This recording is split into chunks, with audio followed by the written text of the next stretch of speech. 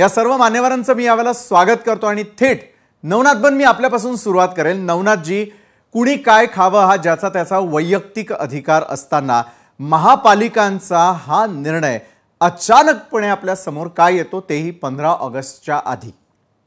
नवनाथजी, विशालजी, हा अचानकपणे आलेला निर्णय नाही, याच्या आधी देखील अशा पद्धतीचा निर्णय झाला। एवढंच काय, जेव्हा उद्धवजी ठाकरे मुख्यमंत्री होते 2021 साली 2022 साली, तेव्हा देखील अशाच पद्धतीचा निर्णय घेतला होता आणि महापालिकेने 15 ऑगस्टच्या दिवशी कत्तलखाने आणि मांसाहार विक्री बंद केली होती। त्यामुळे हे याच्यामध्ये नवीन काहीतरी झालं आणि भारतीय जनता पार्टीचं सरकार आल्यानंतर, देवेंद्रजी मुख्यमंत्री झाल्यानंतरच असा काहीतरी निर्णय झाला असं अजिबात नाही। 1988 साली जेव्हा शंकरराव चव्हाण मुख्यमंत्री होते आणि त्याच्यानंतर 2 महिन्यामध्ये शरद पवारजी मुख्यमंत्री झाले, शरद पवारांच्या कार्यकाळामध्ये या संदर्भातला आदेश निघाला की धार्मिक सण, त्याच्यामध्ये 15 ऑगस्ट आहे, त्यानंतर गांधी जयंती आहे, गणेश चतुर्थी आहे, महावीर जयंती आहे, अशा पद्धतीच्या सणाच्या दिवशी मांसाहार बंद आणि कत्तलखान्याची बंदी असावी, अशा पद्धतीचे आदेश, अशा पद्धतीची सूचना महापालिकाला दिली आणि महापालिका आयुक्तांनी त्या संदर्भातला निर्णय घ्यायचा होता। तेव्हापासून आजपर्यंत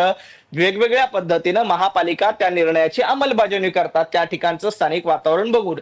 आता 2022 ला कुणाचं सरकार होतं? उद्धवजी ठाकरे मुख्यमंत्री होते। 2021 ला कुणाचं सरकार होतं? उद्धवजी ठाकरे मुख्यमंत्री होते।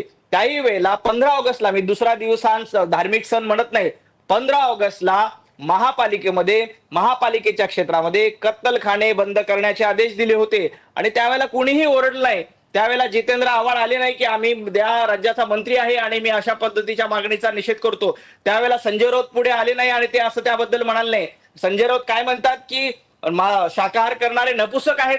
संजय राऊत ज्या पद्धतीने ही भाषा वापरतात, तमाम वारकरी संप्रदायाचा, मी ज्या नाथ संप्रदायातून येतो त्या नाथ संप्रदायाचा, महानुभाव पंथाचा आणि शेकडो वर्ष शाकाहारी परंपरा जोपासणाऱ्या लोकांचा अपमान करतायत। मला वाटतं फक्त राजकारण करायचं, भारतीय जनता पार्टीचं महायुतीचं सरकार आलं की बोंब मारायची, अशा पद्धतीची ही विरोधकांची रणनीती आहे। काँग्रेसच्या काळामध्ये हा निर्णय झाला, उद्धवजी ठाकरे मुख्यमंत्री असताना देखील याची अंमलबजावणी ते करत होते।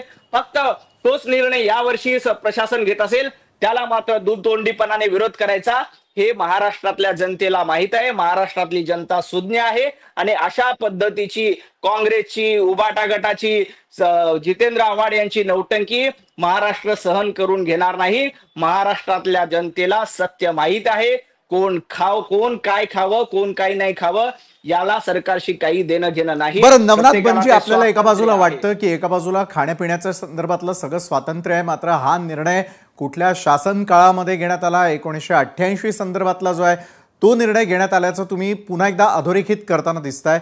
याच संदर्भामध्ये सविस्तर प्रतिक्रिया जी आहे ती मी सुषमाताई आपल्याकडून घेणार आहेच, मात्र तत्पूर्वी जो थेट आरोप काँग्रेसवरती आणि आता राष्ट्रवादीच्या जितेंद्र आव्हाडांवरती आपण केलेला आहे त्याकडे मी थोडंसं वळतो। यावेळेला मला हनुमंत पवार आपल्याकडनं उत्तर हवं आहे। 1988 साली घेण्यात आलेला निर्णय, मग इतक्या वेळेला अनेक वेळेला कत्तलखाने बंद करण्याचा निर्णय घेण्यात आला, त्यावेळेला जे झालं नाही ते मात्र यंदाच्या वर्षी का घडताना आणि ऐकायला मिळतंय?